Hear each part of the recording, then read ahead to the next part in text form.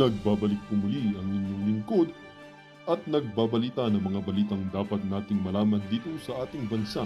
Ito ang Balitang Pambansa. Atin ngang matutunghayan sa channel na ito kung ano ang nangyayari sa loob ng ating gobyerno at syempre tumutulong na rin sa ating mga mamamayan na malaman ang katotohanan dahil mayroon tayong karapatan na malaman ang tunay na nangyayari sa ating bansa.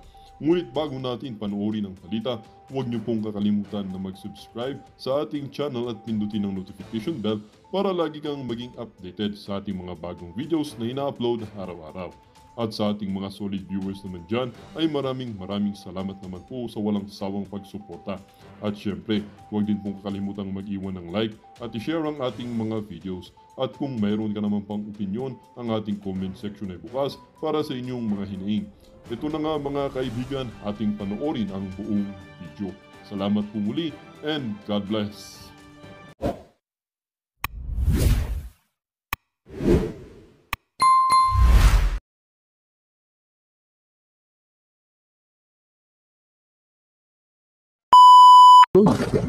At yun doon nga ay napag-kumpara itong dalawang sikat na, syempre si Andrew E, sikat na rapper yan, sikat na artista, at si Banat naman, si Banat Bay naman ay isa sa mga talagang legendary reactor or matatawag na political vlogger. Oo, at sikat talaga yan, at yan talaga ang nanguna, unang-unang mga political vlogger na nakilala dito sa Pilipinas. Tayo nga, hindi sila maiwasan na hindi mapagkumpara. At ito yung lumabas na botohan ay talagang mas angat daw itong si Banat Bay. At ako naman ay naniniwala dahil ako yung nandun ng mga time na yun. Ay kung sa totoo nga lang, mas napaindak ko pa yung yung mga supporters kaysa kay Andrew E. Kay Andrew E, ang ginawa talagang may ibibigay muna siya bago niya napatayo. Ibang-iba yung ibang-iba yung hype. Ibang-iba yung impact ng audience nung panahon ni BP Sara at ni Marcos Jr. Ngayon parang wala nang kagana-gana. Bakit kaya? Hindi kaya tapos ito pa pinakamalupit. Yung kay Pastor, nag-iisa lang yun. Isang kandidato lang yun kay Pastor Apollo Sikibuloy na proclamation. Samantalang silang lahat nandun na. At ito nga, napakabilis at marami rin nakapansin na lahat ng mga kandidato sa lineup ni Marcos Jr. Walang pinakitang plataforma, kundi pagtatanggol lang sa mga sarili nila. Gago! Yan yung isa sa mga napansin ng mga netizen na bakit ganun? Wala man lang kay plataforma. Oo, at lalong-lalo na itong si Benhur Abalos na akala ko nga gagawin niyang plataforma yung ginawa niya sa KOJC. O ngayon, ramdam nyo na yung galit sa inyo ng taong bayan. Ang masama pa nito kasi, di ba, nung kamakailan lang nag-viral yung mga video na nagbabayad sa mga supporters. Masama nito, baka lang naman. Baka yung ibang mga dumalo dyan sa proclamation ng tama ba ako sinasabi proclamation ba? Mamami, nagkakamali tayo Oo, parang yung iba nga daw dyan ay nabayaran para pumunta. Pero hindi pa wala masyadong ebidensya dyan. Baka lang naman, baka lang. At kitang-kita nyo kung ano yung pinagkaiba nung sa kay Marcos at dito kay Pastor Apollo Sikibuloy. Partida si Pastor pa lang yan. Paano kung nandun si PRRD? Baka Araneta Coliseum na yung ginanapan nung proclamation ni Pastor Apollo Sikibuloy. Partida ha? Oo, kaya nga ito sobrang galit na galit itong si Marcos Jr. na tinawag niya pang bulaang propeta. Itong si Pastor Apollo Sikibuloy. Bulaang propeta? Sino kaya sa inyong dalawa? Unang-una, ang pagiging bulaang propeta is bulaan na isang yung bulaan, yung hindi nagsasabi ng totoo. Bakit Marcos Jr., yung sinabi mo ba na walang mga barel ang mga pulis doon na sa mga lumusob sa KOJC? Totoo ba yon? Di ba isa rin sa mga gawain ng isang mga bulaang tao yon? At yung about sa flood control na meron daw 5,500 na flood control, asan na? Oh, tapos biglang bumaha. So sino ang bulaan sa inyo ni Pastor Apollo Kibuloy? Ito po, hindi naman ho tayo magsasalita ng ganito kung hindi niya naman ho sinimulan. Sinimulan niya po, kaya tayo nagsasalita lamang. Yan kasi hirap sa inyo Kung sino man ho yung nagpapayo dito kay Marcos Jr., galing-galingan nyo naman. Nabibisto tuloy yung tao. Napapahiya naman tuloy, kawawa naman. At kung mapapansin nyo, doon nga po sa Facebook, YouTube at saan mang social media platform na napanood yung video, yung buong video at kung ano man yung mga video na yon na etong pagsasalita ng kung ano-ano, pangbabastos ho ni Marcos Jr. doon sa lineup ng mga Duterte sa Duterte Senator candidate, marami talagang nagalit. At yan ang mga unang ipapakita ko sa inyo ngayon. Na kung saan ay talagang halatado nyo na galit itong taong bayan dito sa pinaggagawa ni Marcos Jr. At eto nga, isinend ko pa ngayon sa aking Facebook na kung saan ay makikita nyo talaga na sobrang galit na galit po yung taong bayan sa mga pinagsasabi nito ni Marcos Jr. Oo, na kung saan ay mas marami pang dito tayo sa PTV. Mas marami pang katatawanan at kabulastugan na ang tawag dito, ang inireact ng taong bayan. So ito po 'yun, tignan natin. So ayan po yung PTV Nation. Ayan kitang-kita nyo ayan yung PTV Nation at ito po yung mga video na kung saan nagsalita. Ewan ko, parang burado na. Tingnan nga natin, hanapin. Uy, sino to? Si Ma'am Tarsa. Hangad the First Lady Marcos na muling maipakita ang ganda ng ilog Pasig. Gaya ng, river sa bank o okay naman ng ang Pasig River. Tingnan natin yung react. Yan. Tingnan niya Tingnan niyo yung react. 1,200 yung react. Tapos 159 at 72 yung puso. Kawawa naman si Ma'am Tars. Uy, ba't naman kayo ganyan kay Ma'am Tars? At dito, hanapin pa natin dito yung mga, yung mga pinagsasabi ni Marcos Jr. na talagang pinagtawanan siya. Ito na lang. Ayan Ito biglang bumuelo siya rito. Yung sabi niya rito, sa init ng kampanya, sa init ng halalan, huwag nating kakalimutan na tayo ay nandito. Tayo ay pumasok sa serbisyo ng publiko upang tulungan ng taong bayan. Wow naman, nakaka-amaze naman itong sinabi mo, Marcos Jr. Tutulungan ng taong bayan, nasan kaya? Kahit na mainit na nga ang laban, mainit. Ito, pati yung nahirapan sa'yo. Pati yung PTV, ang hirap mo daw Tingnan natin yung react. Ito yung react. Partida partida. Ito po ay government channel. So yan ang react Makikita nyo po sa react ay 1,300 ang tumawa. At yung nag-like ay 196. At ang pinakamalupit, yung pumuso ay 51. Gago! Kawawa Marcos. Wala pagmamahal. Paano naman kasi Marcos, inuna mo yung inuna mo yung paninira mo bago ka maghalal ng mga kandidato mo So halos lahat to ng comment dito sa PTV channel na kung saan ay ito po ay channel ng government, wala nga pong halos maipakitang maganda. At ito pa nga, susunod na campaign rally ng Alyansa para sa Bagong Pilipinas itinakda bukas. Alyansa daw. So tignan natin. Ay, grabe. Tignan nyo naman yung react ko. Yung tawa pa 200, yung like 100, yung nagalit 52. Siguro sising-sisi, no? Sising-sisi siguro yung sising-sisi siguro yung mga kandidato dito na, ba't mo ginawa yun, hayop ka? Ang bobo mo talaga. Siguro ganun yung iniisip dito ng mga kandidato ng bagong Pilipinas na hindi dapat ganun, dapat nagpakumbaba ka. Gago! Tsaka ito dito natin nalaman kung ano talaga ang tunay na kulay ni Marcos Jr. Kasi nung panahon ng pangangampanya nila ni VP Sara Duterte, etong si Marcos Jr. ay nagpakitang kawawa siya. Oo, nagpakitang kawawa siya, aping-api siya. So biglang ngayon ay biglang nagmatapang ang hinayupak. Gago! Biglang nagmatapang ang hinayupak at kung ano-ano ang pinagsasabi.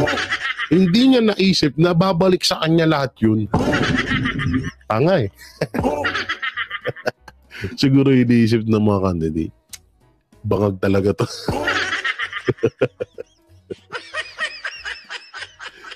Siguro isip nila bangag talaga tong lokong to. Hindi man lang hindi ko alam kung gusto niya bang manalo tayo, gusto niya tayo matalo. So ito na nga Pres Bongbong Marcos may pasaring sa ibang kandidato na sa gitna ng kampanya ng kanyang Senate slate.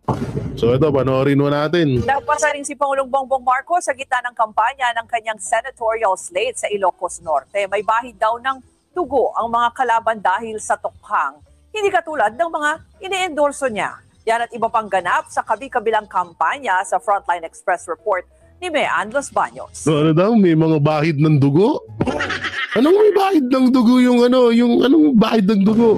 Ayan yung may bahid ng dugo, yung nasa picture yung Makabayan Black. Dapat yung Makabayan Blood. Gago! Hindi Makabayan Black. Talaga to si Marcos mo. Ewan ko ba, alam nyo, nawiwirduan na talaga ako kay Marcos. Minsan, sabi ko siya, gin na lang inumin mo eh.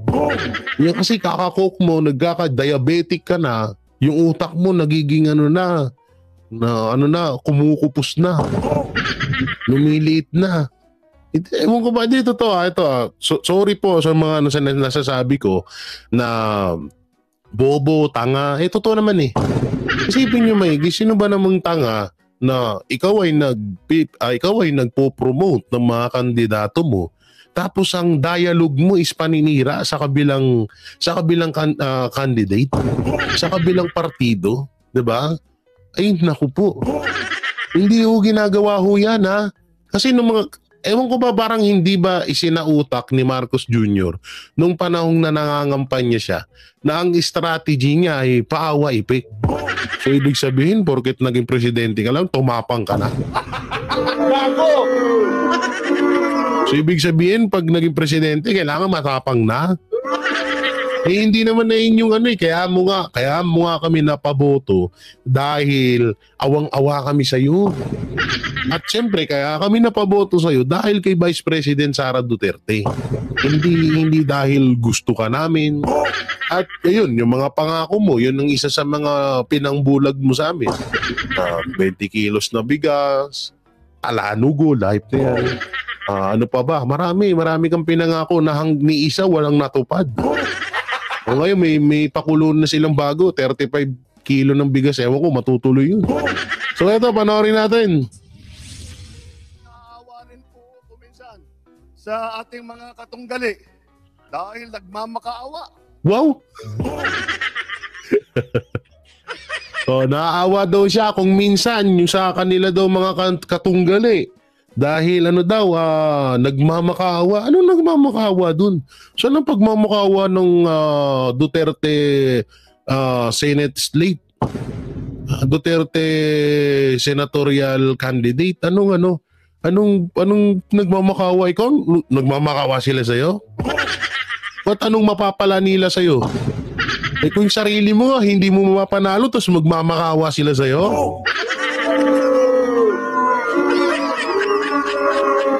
Hindi ba totoo? Paano magmamakaawa sa iyo ang Duterte candidate, senatorial candidate? Paano sila magmamakaawa sa iyo na ultimong sarili mo hindi mo mapanalo? Ina ka. Gago! Ha? Isipin mo maigi yun.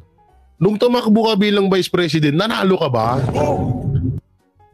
Tapos parang kasi ang pinupunto kasi dito ni Marcos is parang nagpapatulong sa kanya. Parang nagmamakaawa na, syempre naawa daw siya eh. Parang naawa daw na parang namamalimos ng boto. Anak ng teteng eh, kung nga di mo mapanalo sarili mo eh. Diba sabi nga ni Amy Marcos, sabi nga ng apo ni Pangulong Duterte, pabalik-balik kayo sa Davao. Ilang beses kayo nag-audition doon. Tapos ngayon, yayabangan mo kami na naaawa ka sa Duterte senatorial candidate. Kapal mo. Gago! Kapal lang iba talaga pag mga sabog eh. Ay, naku po. Okay, tuloy. Para makakuha ng mga malalakas at magagaling na kandidato. Akala ko ba mahina? So parang nagmamakaawa ang Duterte na makakuha daw sila ng malalakas na kandidato. So inamin mo rin pala na malalakas ang mga kandidato ng mga Duterte. Gago! Kaya pala nagsasalita ka ng ganyan. Kaya pala nagsasalita ka ng ganyan kasi inamin mo din pala. Inamin mo din pala na malakas ang ang lineup ng mga Duterte. Hindi ito Apurya Biro, hindi naman po hinahangad ng mga Duterte malakas, kilala. Ang importante kasi dito, kung hindi ka ba naman tanga, ang importante kasi dito Marcos Jr. makakatulong sa bayan, may malasakit sa bayan at may puso, hindi katulad nyo. Hindi ko nilalahat ng mga kandidato diyan sa bagong Pilipinas ba yan? Bagong Pilipinas slate na senatorial state nila diyan, no? Ang akin lang, kung ang gusto pala ni Marcos is kilala, malakas, anong connection sa taong bayan nun? Anong maitutulong sa Pilipinas nun? Napakaliwanag ho dito sa sinabi ni Marcos Jr. na parang porket famous, okay na sa'yo? Tanga ka nga talaga. Ito pasensya na ho kasi ang mga Duterte, ang pinili nila, hindi man, sige magpapabayan na kami. Okay na, kayo na malakas. Hindi man gaano kalakasan ang lineup ng mga Duterte ayon kay Marcos Jr. Ang hinahanap kasi ng mga Duterte yung makakatulong, yung may malasakit sa bayan at yung may puso. Hindi yung lalong-lalo na hindi korap. Hindi yung katulad ng mga tignan nyo ngayon, eto na lang. Isa-isahin natin, gusto nyo? Benhur Abalos. Anong nagawa ni Benhur Abalos at maaaring magawa ni Benhur Abalos sa Pilipinas? Kung ang isang simbahan, katulad na lang ng KOJC, hindi niya kayang respetuhin, kung si Pastor Apollo Sigibuloy na isang napakabait na tao ay hindi niya kayang respetuhin, what if na lang sa mga pangkaraniwang Pilipino? Simbahan nga hindi mo na respeto Tapos sasabihin mo may magagawa ka at malaki ang magagawa mo sa Pilipinas. Anong lakas? Anong mapapala ng Pilipinas kay Benhur Abalos? Sabihin na natin, sige, galit ka kay Pastor. Pero kung idadamay mo yung simbahan at mga membro nito, kagat katarantaduhan yun. Gago! Hindi totoo isang malaking katarantaduhan yun. Andun na tayo, sige, sabihin na natin na may hidwaan kayo ni Pastor. Kahit na napakabait naman ng tao, di ba? Sa tingin mo kung matino kang tao at kung may malasakit ka talaga sa bayan, isang relihiyon bababuyin nyo? Tapos sasabihin mo na wala kang kinalaman? Nung sumuko si pastor sa ISAP, una ka sa nag-post na nahuli mo na. Tanga ka pala eh. Hindi kasi ako'y nangihingi ng pasensya sa lahat ng manonood. Bakit ako nakakapagsalita ng ganito? Kasi kung isipin nyo, saan ka ba naman nakita? Nilusob na tayo ng Kastila, Hapon at kung ano-anong lahi dito sa Pilipinas. Na pumunta ho dito para sakupin tayo, never nilang binaboy ang mga relihiyon. Tapos isang DOJ, DIL yan, naguluhan na ako sa inyo eh. Magkakamukha kasi. Magkakamukha si Remulla at saka si Abalos eh, sorry. Gago! Parang kambal kasi. So, isang DOJ or DOJ secretary or DILG secretary ang bababoy sa isang relihiyon, sa isang respetadong relihiyon, isang respetadong lugar, isang banal na simbahan. Sinong gagong gagawa nun? Kung yung banal na simbahan hindi mo nirespeto, tas sasabihin mo maraming magagawa yung mga candidate mo, Marcos Jr. Gago! Pigilan mo kami. Eto, Erwin Tulfo. Eto, labas paulit-ulit namin sinasabi, labas dito si Ben Tulfo. Ayun nga lang, sa totoo lang, naaawa din kami kay Ben Tulfo dahil nadadamay siya sa kabulastugan ng mga kapatid niya. No? Si Ben kasi, talagang nasa ilalim yan eh. Nasa ilalim yung mga napag-iiwanan ng mga Pilipino dito sa Pilipinas na hindi napapansin ng gobyerno, yan ang tinututukan ni Ben Tulfo. Hindi nga lang siya ma-expose sa taong bayan kung ano yung mga pinagagawa niya, pero alam ko at alam ko rin naman na kayo ay believe din noon sa mga Tulfo. Kaso nga lang yung may iilang Tulfo, lalo na yung mga pumirma sa impeachment ni BP Sara, talagang tagilid na ho ngayon. Kahit ako, galit din po ako doon at galit lalo ako sa ilang kapatid ni Ben Tulfo. Pero kay Sir Ben Tulfo, hanggang ngayon ay humahanga ako dahil hindi siya kinain ng sistema ng politiko. Gago!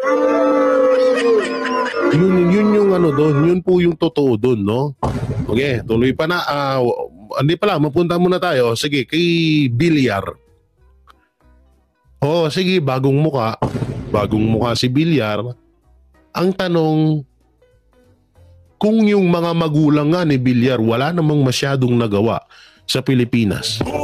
Pero marami silang nagawang pero Camellia ho, marami. Pero yung nagawa, batas or makakatulong sa bansa natin, wala. Sa dinami-dami ng lupa ng mga Villar dito sa Pilipinas, kailan sila namigay ng lupa at bahay sa mga Pilipino? Tanungin ko lang kayo. Siguro kung meron man, sa tinagal-tagal nila, kay Villar pa, sa tatay, sa nanay, hanggang ngayon, itong tumatakbo yung anak. Hanggang kay Mark Villar na kanilang anak din, wala namang nagawa. Ito na lang kay Manny Pacquiao. Sige, iyan natin yung kay Camille Villar. Baka iba naman kahit papano, kasi bagong muka. Paano mo nasabi, eto labas dito yung boxing Boxing labas dito, no? Sabihin na natin, sige, nagbibigay si Manny Pacquiao sa mga kababayan niya sa Jensan. Sa Bukidnon pala. Gago! Sa Bukidnon sabi ni Marcos, taga Bukidnon si Pacquiao, di ba? So lumipat na pala doon si Pacquiao sa Bukidnon. Kaya magpasensya yun ang putang ina to. Gago! Pag naiisip ko yung tawa ko ng tao, Bukidnon. Ano napat din si Pacquiao sa Bukidnon? Hayop na itong si Marcos. Alam mo Marcos, ako kung halimbawang may pa-contest ng mga komedyante sa Pilipinas, sumali ka at galing mong patawa. Gago! Sakit ng pangako sa'yo. Eto na lang, Manny Pacquiao, anong meron si Pacquiao na hindi mo siya maituturing na pinabili ng suka? At ang masakit pa noon, may advertisement dati si Aling Junicia at si Pacquiao na bumibiling suka. Gago! Doon nata kinuha ni Marcos yun. Kaya yun.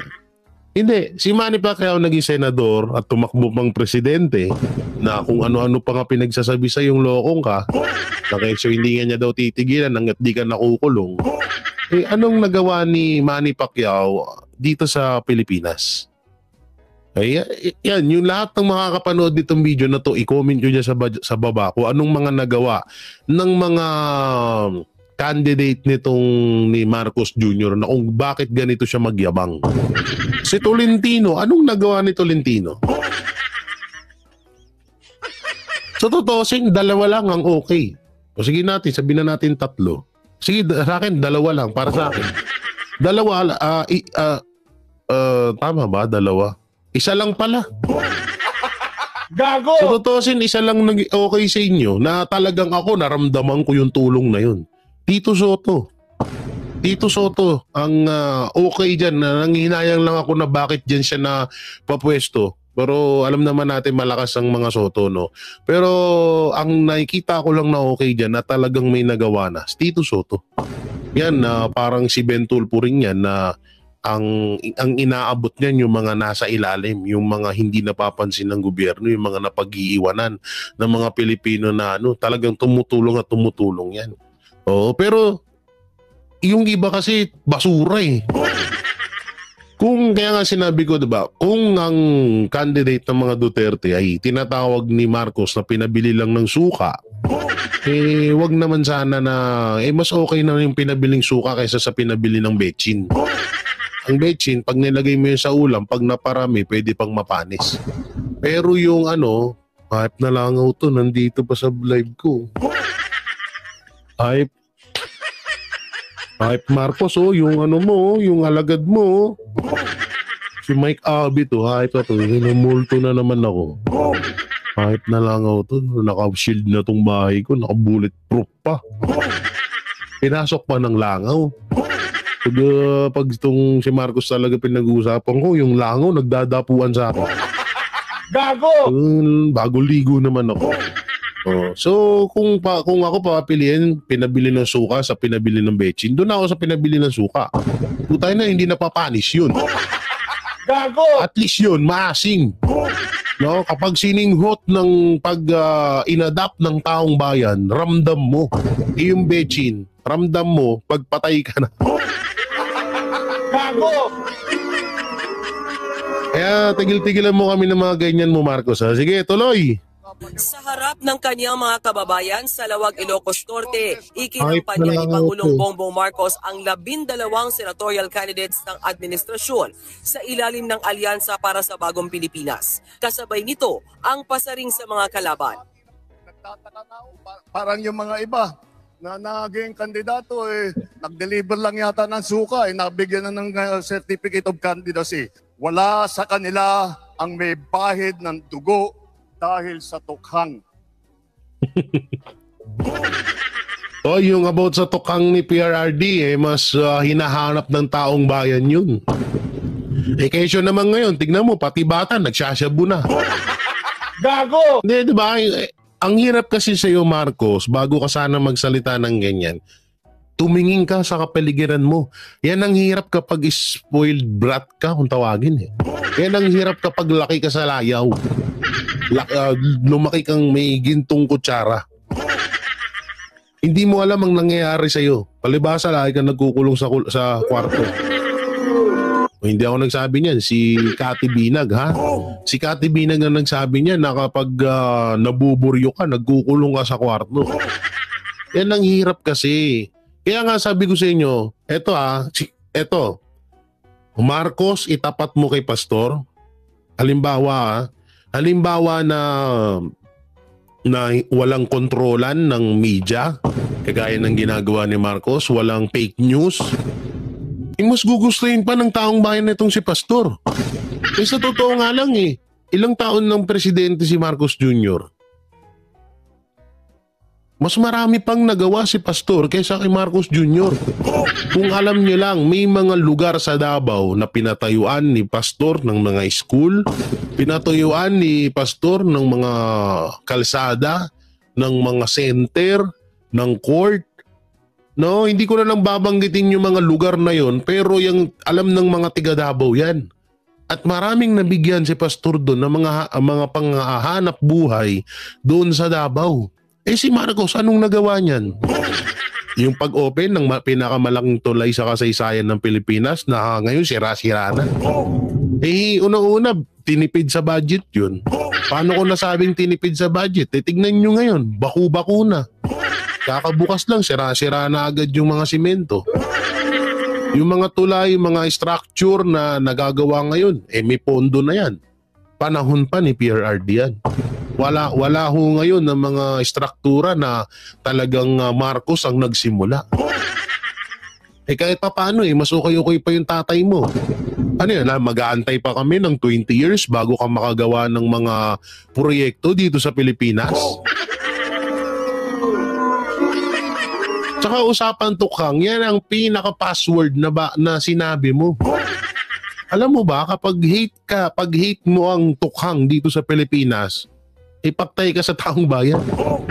Dapat ang iniwasan mo. Tapos ka dyan, Marcos. Gago! Tapos ka dyan.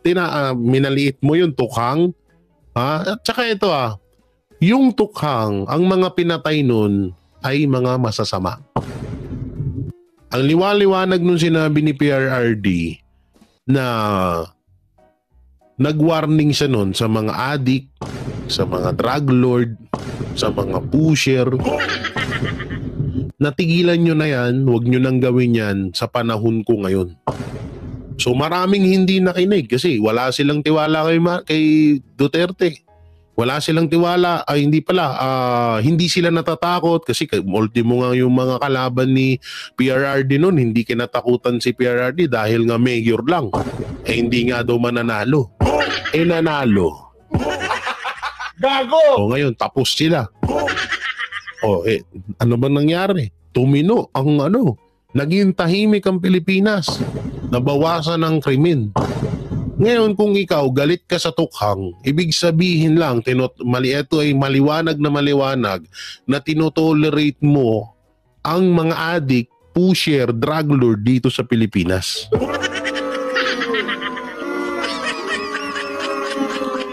At yan ang totoo niyan. Yan ang katotohanan dyan. Ikaw sinabi mo yung password kung hindi mo sana sinabi yung password, di sana okay. Wala sa kanilang kasabwat sa pagbulsa ng sako-sakong pera pinagsamantalaan ang krisis ng pandemya. Wow! Gago! Ano, puputulan na siya ng ugat,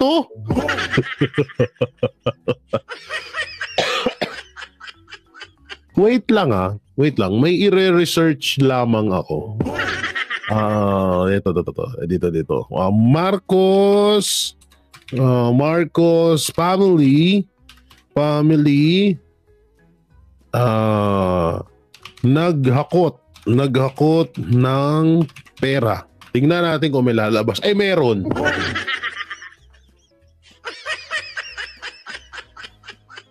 Merong lumabas. Ano to? Naku po, grabe to Nasaan na yan? Image. Mali pala yung napindot ko. Image tayo. Yan. Nasaan na yan? Alam nyo, etong Marcos family, kahit naman siguro na hindi ko ipakita to, talagang nakatatak na sa kasaysayan to. Eto lang ang tanong kasi dito, sige, wag ko na ipapakita. Sinong pamilya at sino yung nabalitang pamilya na pupunta ng Hawaii na sako-sako, mali-maleta ang dalang pera? Di ba kayo yun? Wait lang, ba't mo sinisisi sa mga Duterte? Bakit mo ibinabaling sa Duterte yung ginawa niyong krimen dito sa Pilipinas? At usapang human rights lamang, di hamak na mas maraming napatay ang tatay mo kaysa sa mga Duterte.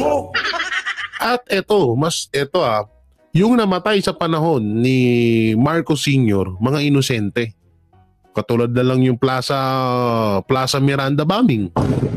Marcial yung iba't iba pang mga nangyari noon. Yung mga pinatay ni Duterte, sabihin na natin, sige, pinatay. Mga adik. Mga salot sa lipunan. mga walang kwentang tao sa lipunan. Oh. Mga walang kwenta, mga adik na walang kwenta sa lipunan na pumapatay, nanggagahasa, nagnanakaw sa mga kapwa nila Pilipino. Tapos ngayon, kakampihan mo? Na mo!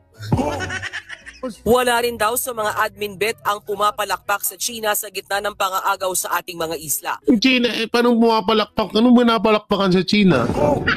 Wala namang ikaw lang naman yung galit na galit sa China, pero kapag pinapalagan ka, atras yung bunganga mo. Tila pinaringgan din ng Pangulo ang isang partikular na kandidato. Karamihan sa mga pambato ng administrasyon pasok sa top 12 ng mga survey. Puwera lang kina Senador Francis Tolentino at Benher Abalos. Pero kumpiyansa sila na makatutulong ang malakas na pag-endorso ng Pangulo. Muli namang nagpakita ng suporta ang mga kakamping sa People's Campaign Kick-Off Rally ng senatorial tandem ni Kiko Pangilinan at Bam Aquino sa Dasmariñas, Cavite. Dumagundong palalo ang Dasmariñas City Arena nang humarap si dating Vice President Leni Robredo. Pakiusap niya sa mga botante, ibalik sa Senado sina Kiko at Bam. Hindi naman natapos ang laban noong 2022. Hindi ko nang panoorin yan.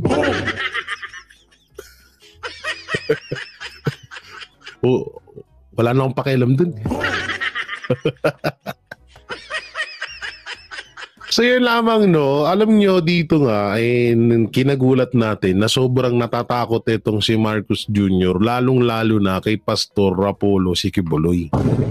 Biruin nyo ha, ngayon pa lamang tumakbo si Pastor bilang senator. At partida nakakulong pa ho si Pastor. Pero tingnan nyo po yung pagmamahal ng taong bayan sa kanya. Partida hindi lang sa sport arena na ang ginanap tong declaration na tama ba yun? Yung itong naging rally na ito. No? Itong pagtitipon ng mga supporters ng mga Duterte, especially to Pastor. Sa iba't ibang lugar to, merong ang Cotabato, merong Leyte, marami. Pero mo Leyte, lugar pa ni Romualdez yan. Kasi ito, sasabihin ni... Alam naman namin baka sabihin ng mga tansu dyan, mga tansu vlogger, ba't kayo nasasaktan sa sinabi na bulahang propeta? Oy, hindi kami mga tanga. Alam namin si Pastor yung pinaparinggan ni Bangag. Wag nyo kaming gaya sa inyo. Ito, dito na naman yung langaw. Alam nyo, kung masamang tao si Pastor, hindi yan pupuntahan ng mga supporters niya. Kung masamang tao si Pastor, hindi yan para suportahan ng taong bayan. Tingnan niyo yung suporta, napakainit. Na hindi nga natin nakitang ganun yung ganap, hayop na langaw to. Patay kang hayop ka. Kanina ka pa Na hindi nga natin nakita yan sa lineup sa mga supporters ng mga Marcos, ng kanyang candidate. Di natin nakita. Kung hindi pa nagsabi si Andrew na may ibibigay ako sa inyo, hindi nga tatayo yung mga ang lalamyan na halatang may tigil.